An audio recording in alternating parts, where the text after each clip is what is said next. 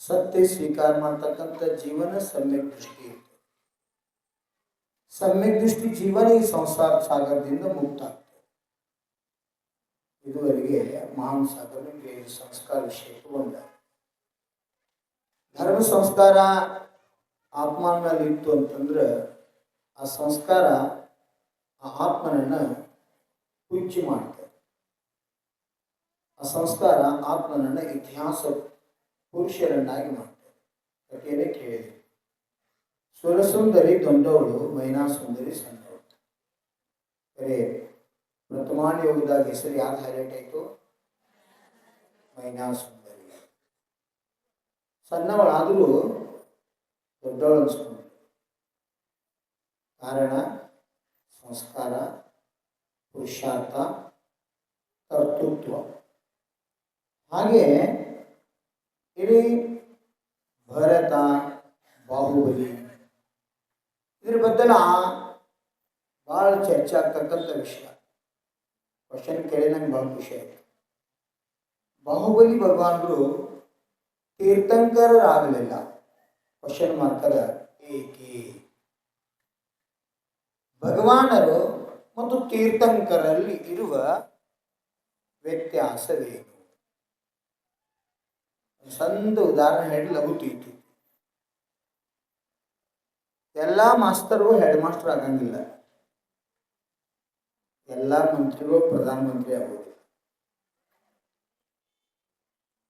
ಎಲ್ಲ ಮಾಸ್ತರ್ಗಳ head master ಆಗೋದಿಲ್ಲ. ಎಲ್ಲ ಮಂತ್ರಿಗಳ ಪ್ರಧಾನ ಮಂತ್ರಿ ಆಗೋದಿಲ್ಲ. ಹೆಡ್ ಮಾಸ್ಟರ್ ಇದ್ರೂ ಮಾಸ್ತರ್ ಇರ್ತಾನೆ. ಪ್ರಧಾನ ಮಂತ್ರಿ ಇದ್ರೂ ಮಂತ್ರಿ ಇರ್ತಾರೆ.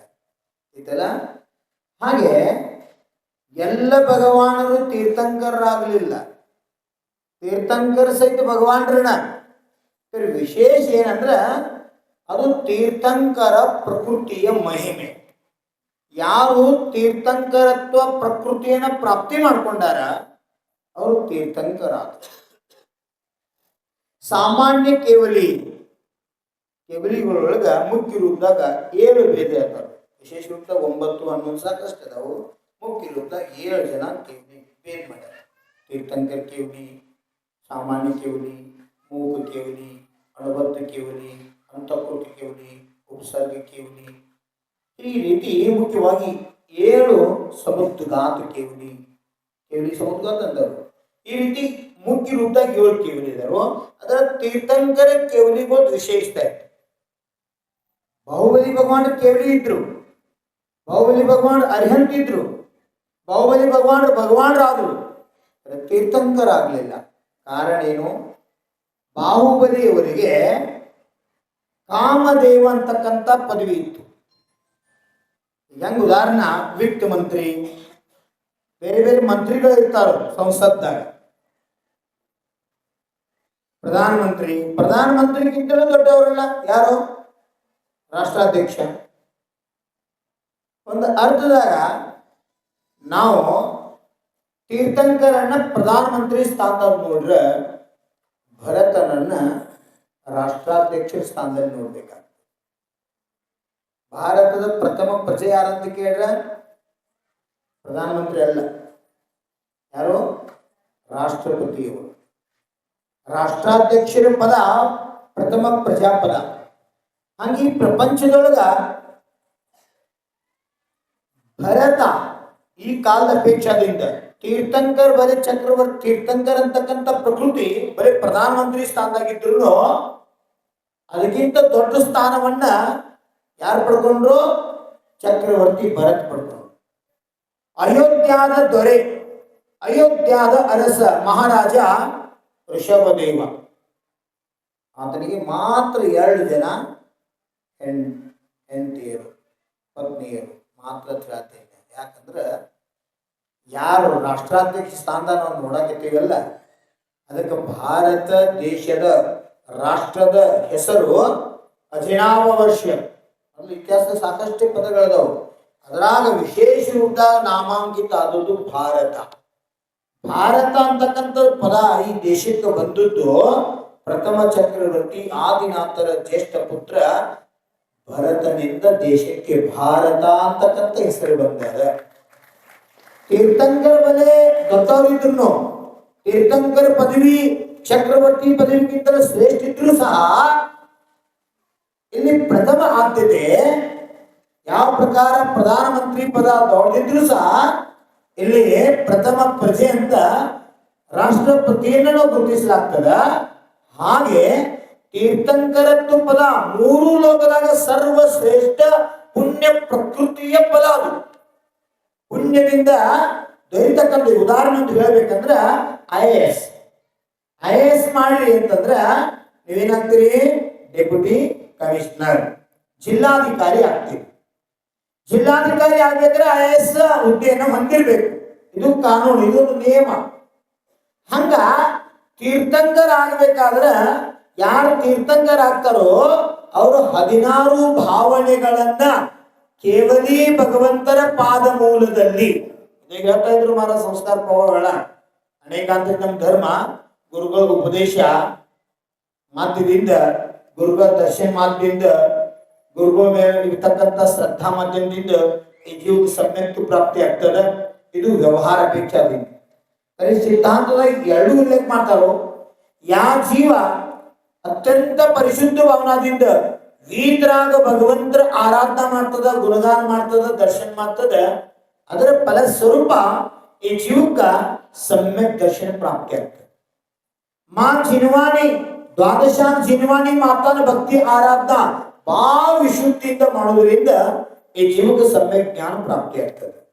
ಮತ್ತು ಯಾರು 28 ಮೂಲ ಗುಣಧಾರಿ, ಅಪರಿಗ್ರಹ ಮಹಾವ್ರತಧಾರಿ, ನಿಸ್ಸಂಗ ಪರಿಗ್ರಹದಿಂದ ಪರಿಪೂರ್ಣ ಮುಕ್ತ, ಆತ್ಮ ಚಿಂತನೆಯಲ್ಲಿ ಆತ್ಮ ಕಲ್ಯಾಣಕ್ಕಾಗಿ ಈ ಸಂಸಾರದಿಂದ ನಿವೃತ್ತಿ ಹೊಂದಾರ ಅಂತ ಪರಮ ದಿಗಂಬರ ಗುರುಗಳ ಆರಾಧನೆ ಮತ್ತು ಪೂಜೆ ಮಾಡುವುದರಿಂದ ಈ ಜೀವಕ್ಕೆ ಸಮ್ಯಕ್ತ ಚಾರಿತ್ರ ಪ್ರಾಪ್ತಿ ಆಗ್ತದೆ ಅಂತ ಹೇಳಿ ದರ್ಶನ ಪಾಠದಲ್ಲಿ ಆಚಾರ್ಯ ಪೂಜ್ಯ ಪಾದರು ಸ್ಪಷ್ಟ ಉಲ್ಲೇಖ ಮಾಡಿದ್ರು. ಜಿನೇರ್ ಭಕ್ತಿ ಜಿನೇರ್ ಭಕ್ತಿ ಜಿನೇರ್ ಭಕ್ತಿ ಸದಾಸ್ತುಮೇ ಸಮ್ಯಕ್ತ್ವಮೇವ ಸಂಸಾರ ವಾರಣಂ ಮೋಕ್ಷ ಕಾರಣಂ.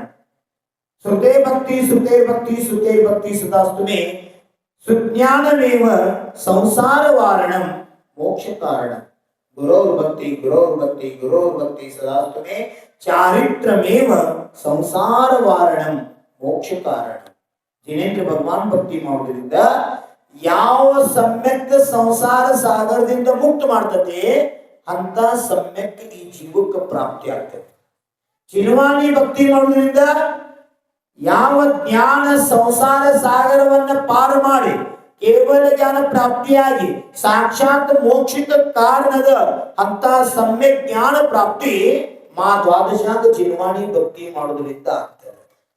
ಗುರುಗೋದ ಭಕ್ತಿ ಆರಾಧನಾ ಉಪಾಸನಾ ವೈಯಾವೃತಿ ಸೇವಾದಿ ಗುರು ಆಜ್ಞಾ ಪಾಲನೆ ಮಾಡುವುದರಿಂದ ಈ ಜೀವಕ್ಕ ಸಮ್ಯಕ್ ಚಾರಿತ್ರ ಪ್ರಾಪ್ತಿ ಆಗ್ತದೆ. ಅದಕ್ಕೆ ದೇವ ಶಾಸ್ತ್ರ ಗುರುಗಳ ಭಕ್ತಿ ವ್ಯವಹಾರ ನಯದಿಂದ ರತ್ನತ್ರಯ ಪ್ರಾಪ್ತಿಗಳಿಗೆ ಇದು ಉಪಾಯ ಮಾರ್ಗ.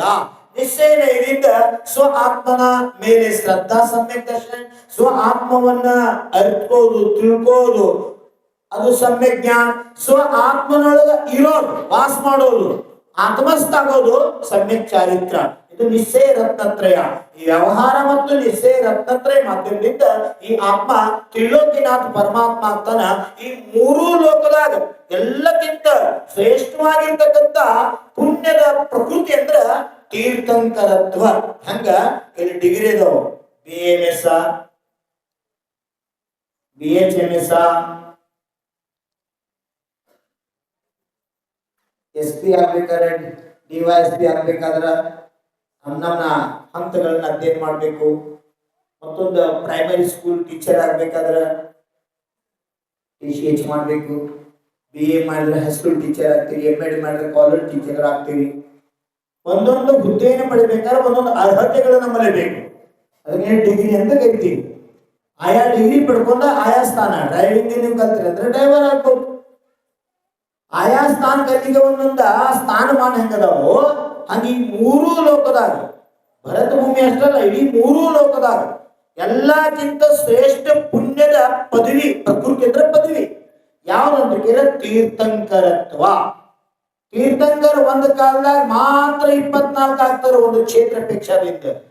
ಬಾಹುಬಲಿ ಅಂತ ಭಗವಂತರು ಅರಿಹಂತರು 24 ಅಲ್ಲ ಅನಂತ ಆಗ್ತಾರ. ಒಂದೊಂದು ಕಾಲದಾಗ ಒಂದೊಂದು ತೀರ್ಥಂಕರ ಜೊತೆಗೆ ಅನಂತ ಭಗವಾನರಾಗಬಹುದು. ಅದಕ್ಕೆ ಬಾಹುಬಲಿ ಭಗವಾನರು ಹೌದು, ತೀರ್ಥಂಕರರಲ್ಲ. ತೀರ್ಥಂಕರು ಹೌದು, ಭಗವಾನರು ಹೌದು. ಇದೆಲ್ಲ ತೀರ್ಥಂಕರ ಅಂತಕ್ಕಂಥದ್ದು ಪುಣ್ಯದ ಪ್ರಕೃತಿ. ಆ ಪ್ರಕೃತಿಯನ್ನ ಬಾಹುಬಲಿಗಳು ಪ್ರಾಪ್ತ ಮಾಡ್ಕೊಂಡಿದ್ದಿಲ್ಲ.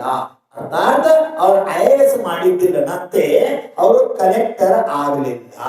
ಇದೆಲ್ಲ ಹಂಗ ಇರೋ 16 ಭಾವನೆಗಳನ್ನ ಕೇವಲಿ ಭಗವಂತನ ಪಾದ ಮೂಲದಲ್ಲಿ ಯಾಚಿ ಭಾವ ವಿಶುದ್ಧಿಯಿಂದ ಯಾವ ಪ್ರಕಾರ ಇವತ್ತು ವಿಶುದ್ಧಿ ಚಕ್ರ ಮಹಾಮಂಡಲ್ ಆರಾಧನಾ ಭಾವ ಶುದ್ಧಿಲೆ ಮಾಡಕತ್ತೇರಿ. ಪೂಜಾ ಮಾಡ್ತಾ ಮಾಡ್ತಾ ಬೀಜಾಕ್ಷರ ಹರಿಗೆ ಕೊಡ್ತಾ ಅಸಿದ್ಧ ಪರಮೇಶ್ವರಿಗಳ ಒಂದೊಂದು ಗುಣಗಳ ಸಮ್ಯಕ್ ಅನಂತ ದರ್ಶನ್, ಅನಂತ ಜ್ಞಾನ, ಅನಂತ ಸುಖ, ಅನಂತ ವೀರ್, ಸೂಕ್ಷ್ಮತ್ವ, ಅಗುರುಲಘುತ್ವ, ಅವ್ಯಾಪಾದತ್ವ, ಅವಗಾನತ್ವ, ಈ 8 ಗುಣಗಳ ಪ್ರಾಪ್ತಿಗಾಗಿ ಅಸಿದ್ಧ ಭಗವಂತರ ಸ್ಥಾಪನಾ ಮಾಡಿ ಅರ್ಘ್ಯ ಕೊಟ್ಟ ಒಂದೊಂದು ಬೀಜಾಕ್ಷರಗಳಿಗೆ ಫಲಗಳನ್ನ ಅರ್ಪಣೆ ಮಾಡ್ತಾ ಒಂದೇ ತದ್ಗುಣ ಲಬ್ಧೆ.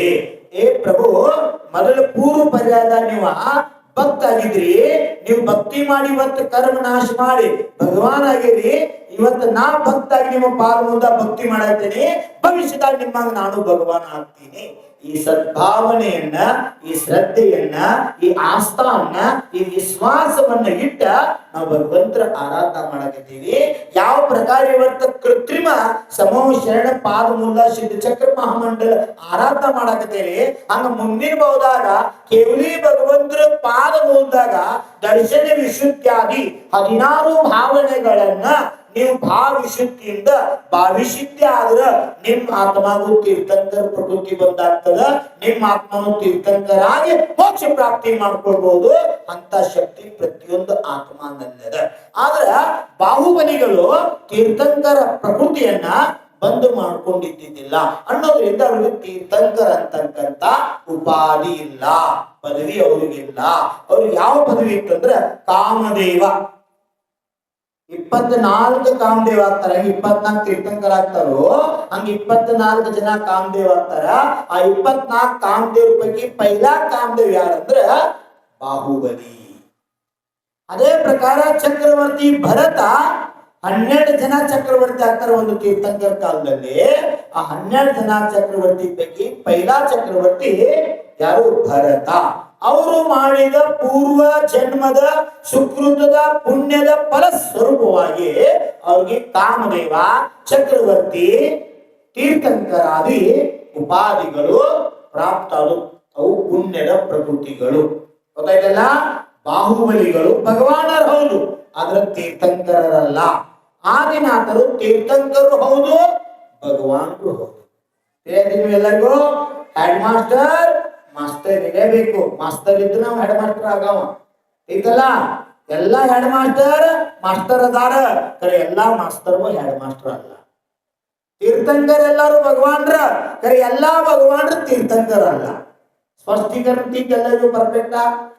ಆದ್ರ ತೀರ್ಥಂಕರ ಮಹಿಮಾ ಗಿರಿಮಾ ಬಹಳ ಶ್ರೇಷ್ಠ ಇದ್ರೂ ಸಹಿತ ಇವತ್ತು ಬಾಹುಬಲಿ ಭಗವಾನ್ರ ಯಾಕೆ ಇಟ್ಟು ಚರ್ಚೆ ಆಗ್ತದ? ಯಾಕೆ ಅವ್ರದಷ್ಟು ಮಹತ್ವ? ಇದು ಬಹಳ ಮುಖ್ಯ ಇರ್ತಕ್ಕಂಥ ವಿಷಯ. ಎಷ್ಟೋ ಜನ ಪ್ರಧಾನಮಂತ್ರಿ ಆದ್ರು, ಆದ್ರೆ ಅಟಲ್ ಬಿಹಾರಿ ವಾಜಪೇಯಿ ಅವ್ರದ್ದು, ಲಾಲ್ ಬಹದ್ದೂರ್ ಶಾಸ್ತ್ರಿ ಅವ್ರದ್ದು ಅವ್ರವ್ರದಾದಂಥ ತಮ್ಮ ಸ್ಥಾನದಲ್ಲಿ ವಿಶೇಷವಾಗಿರ್ತಕ್ಕಂಥ ಸ್ಥಾನಮಾನವನ್ನು ಗಳಿಸಿರು. ಇದ ಭಾರತದಾಗ ಸಂಖ್ಯಾದೊಳಗ ಭಾರತ ಸ್ವತಂತ್ರ ಹಿಡ್ಕೊಂಡು ಇಸ್ಲಾಮ್ರದವ್ರು. ಎಲ್ಲ ಇಸ್ಲಾಮರನ್ನ ನಾವು ಅಬ್ದುಲ್ ಕಲಾಂ ರವ್ರ ಸ್ಥಾನದಲ್ಲಿ ನೋಡ್ಲಿಕ್ಕೆ ಸಾಧ್ಯ ಇಲ್ಲ. ಅಬ್ದುಲ್ ಕಲಾಂ ಅವರು ಯಾವಾಗ ಜಾತಿಯಿಂದ ಗುರುತಿಸ್ಲಿಲ್ಲ, ಅಂಬೇಡ್ಕರ್ ಅವರು ಜಾತಿಯಿಂದ ಗುರುತಿಸ್ಲಿಲ್ಲ, ಅವ್ರ ಕರ್ತೃತ್ವದಿಂದ ವಿಶ್ವದಾಗ ಅವ್ರ ಹೆಸರು ಮಾಡ್ಕೊಂತ ಕಾರ್ಯ ಮಾಡಿದ್ರು. ಅದನ್ನ ಮಹಾವೀರ್ ಭಗವಾನ್ ಹೇಳಿದ್ರು, ಆದ್ಮಿ ಜನ್ಮ ಸೇ ನಹಿ ಕರ್ಮ ಸೇ ಮಹಾನ್ ಬಂತೆ ಹೇ. ಇಲ್ಲಿ ಬಾಹುಬಲಿಗಳು ಭಗವಾನರಿದ್ರೂ ಸಹ ತೀರ್ಥಂಕರ್ ಅಂತಕ್ಕಂಥ ಪದವಿ ಅವರಿಗೆ ಪ್ರಾಪ್ತ ಆಗಲಿಲ್ಲ, ಮುಂದೆ ಆಗೋದು ಇಲ್ಲ. ಯಾಕ? ಅವ್ರ ಮೋಕ್ಷ ಸುಖವನ್ನು ಪ್ರಾಪ್ತ ಮಾಡ್ಕೊಂಡ್ರು, ಇನ್ನು ವಾಪಸ್ ಸಂಸಾರದಾಗ ಬರೋದಿಲ್ಲ. ಇನ್ನು ಅವ್ರ ತೀರ್ಥಂಕರ ಪದವಿ ಎಂದು ಸಿಗೋದಿಲ್ಲ. ಅವರು ಅರಿಹಂತಾಗಿ ಸಿದ್ಧಾಗಿ ಶುದ್ಧಾಗಿ ಬುದ್ಧಾಗಿ ಪರಮಾತ್ಮ ಪದವಿಯನ್ನು ಪ್ರಾಪ್ತಿ ಮಾಡ್ಕೊಂಡಾರ. ಅದಕ್ಕೆ ನಾವು ಬಾಹುಬಲಿಗಳನ್ನ ಭಗವಂತರ ರೂಪದಲ್ಲಿ, ಅದು ಕಾಮದೇವ ಅರಿಹಂತ ಪರಮಾತ್ಮರ ರೂಪದಲ್ಲಿ ಅವರನ್ನು ನಾವು ಕಾಣ್ತೀವಿ, ನೋಡ್ತೀವಿ, ಪೂಜಾ ಮಾಡ್ತೀವಿ, ಆರಾಧನಾ ಮಾಡ್ತೀವಿ. ಆದ್ರೆ ಅವ್ರನ್ನ ಯಾಕಿಟ್ಟು ದೊಡ್ಡ ಸ್ಥಾನದಾಗ ನಾವು ಪೂಜಾ ಆರಾಧನಾ ಮಾಡ್ತೀವಿ ಅಂತ ಕೇಳಿದ್ರೆ, ಒಂದು ದಿವಸ ಅಲ್ಲ, 2 ದಿವಸ ಅಲ್ಲ, 12 ತಿಂಗಳುಗಳ ಕಾಲ, 1 ವರ್ಷದ ಕಾಲ ಒಂದೇ ಆಸನದಾಗ ಆಹಾರ ವಿಹಾರ ನಿಹಾರ ಇರ್ಲಾರ್ದ ಘೋರ ತಪಶ್ಚರ್ಯ ಮಾಡ್ರು. ಆದಿನಾಥರು ಒಂದ ಆಸನದಾಗ 6 ತಿಂಗಳು ನಿತ್ರ ಬಾಹುಬಲಿಗ ಅಪ್ಪನಕ್ಕಿಂತ ಹೆಚ್ಚು ನಿತ್ರು. 1 ವರ್ಷಗಳ ಕಾಲ ಮೇಲೆ ಅವ್ರಿಗೆ ಮಾಧವಿ ಲತೆ ಹಾಬಿತ್ತು ಭುಜದವರೆಗೆ, ಕೆಳಗೆ ಹಾವ ಹುತ್ತದೊಳಗೆ ವಾಸ ಮಾಡಕೈತು. ಇಷ್ಟಾದರೂ ಸಹ ಧ್ಯಾನದಿಂದ ವಿಚಲಿತ ಆಗಲಿಲ್ಲ ಅನ್ನೋದ್ರಿಂದ ಇವತ್ತು ಭಾರತದಲ್ಲಿ ಗೊಮಟೇಶ್ವರ ಸ್ಥಾನ ಆ ಶ್ರೇಷ್ಠ ಸ್ಥಾನವನ್ನು ಪಡ್ಕೊಂಡದ.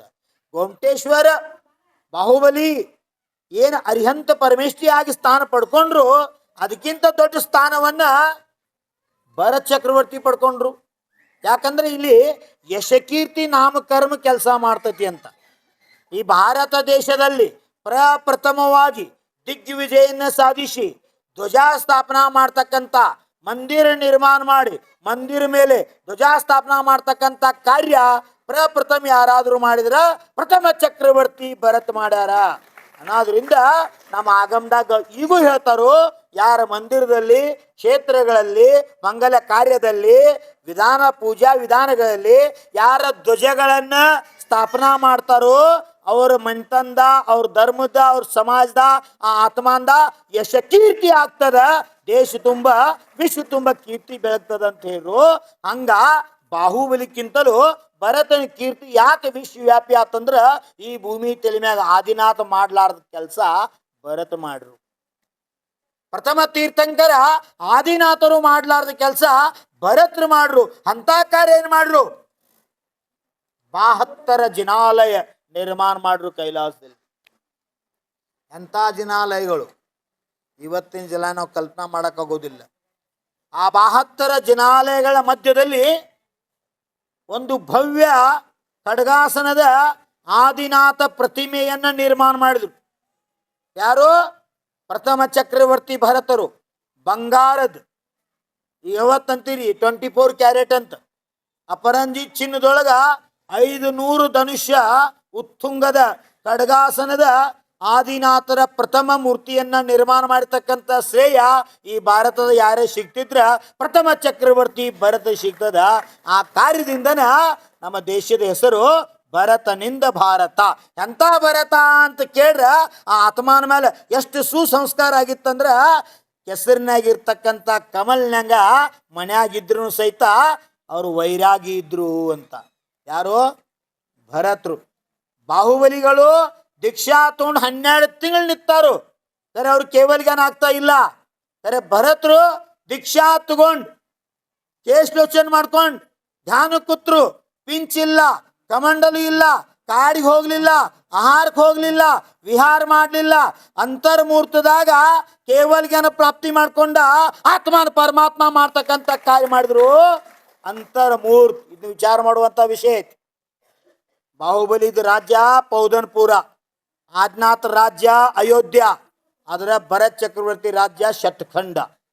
ಶಟ್ಖಂಡಕ್ಕೆ ಅಧಿಪತಿ 96,000 ಹೆಂಡ್ರ, 14 ನಿಧಿ, ನವರತ್ನ, ಇಷ್ಟೆಲ್ಲ ಪರಿಗ್ರಹ ಭೋಗಭಾಗ್ ಇದ್ರೂ ಸಹಿತ ಭರತ್ ಚಕ್ರವರ್ತಿ ಅದನ್ನೆಲ್ಲ ತ್ಯಾಗ ಮಾಡಿ ಅಂತರ್ಮೂರ್ತದ ಕಮ್ಮಿ 3 ಸಮಯ ಜಾಸ್ತಿ 48 ನಿಮಿಷ ಒಳಗ ಕೇವಲ್ಗೆನ ಪ್ರಾಪ್ತಿ ಮಾಡ್ಕೊಂಡ ಭರತೇಶ್ವರ ಆಗಿ ಭಗವಾನ್ ಆದರು. ಅಂತ ತ್ಯಾಗದ ಪ್ರಭಾವ ಈ ದೇಶಕ್ಕೆ ಭರತನಿಂದ ಭಾರತ ಅಂತ ಬತ್ತು.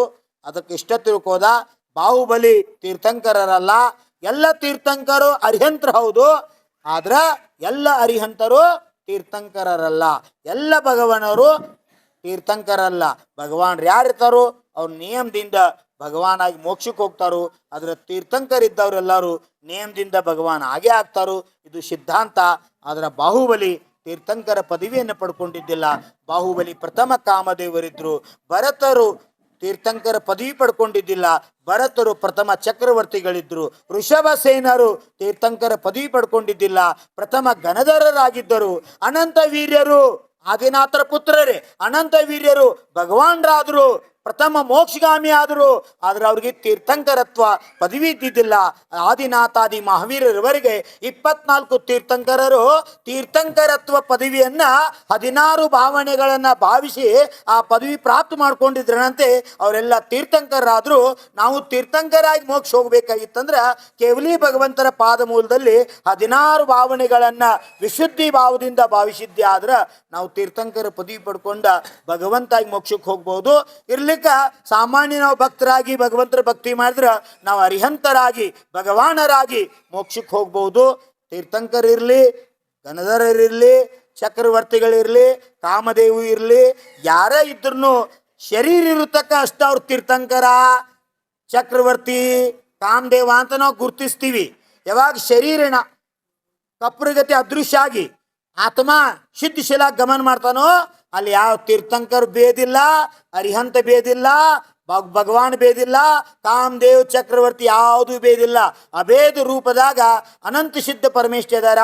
ಆ ಸಿದ್ಧ ಪರಮೇಶ್ವರಿ ಆಗುವಂಥ ಭಾವ ನಾವೆಲ್ಲ ಒಂದನು ಅಂಥ ಸದ್ಭಾವನೆಯಿಂದ ಈ ಸಿದ್ಧ ಚಕ್ರ ಮಹಾಮಂಡಲ ಆರಾಧನಾ ಮಾಧ್ಯಮದಿಂದ ಈ ಕರ್ಮ ಚಕ್ರದಿಂದ ಆತ್ಮನ ಬಿಡುಗಡೆ ಮಾಡಿ ಮೋಕ್ಷ ರೂಪಿ ಮಾಲ್ ಮುಟ್ಟುವಂಥ ಕಾರ್ಯ ಮಾಡೋನು. ಜೈ ಬೋಲೋ ರತ್ನತ್ರಯ ಸ್ವರೂಪ್ ಪ್ರಶಸ್ತ ಮೋಕ್ಷ ಮಾರ್ಗ ಕಿ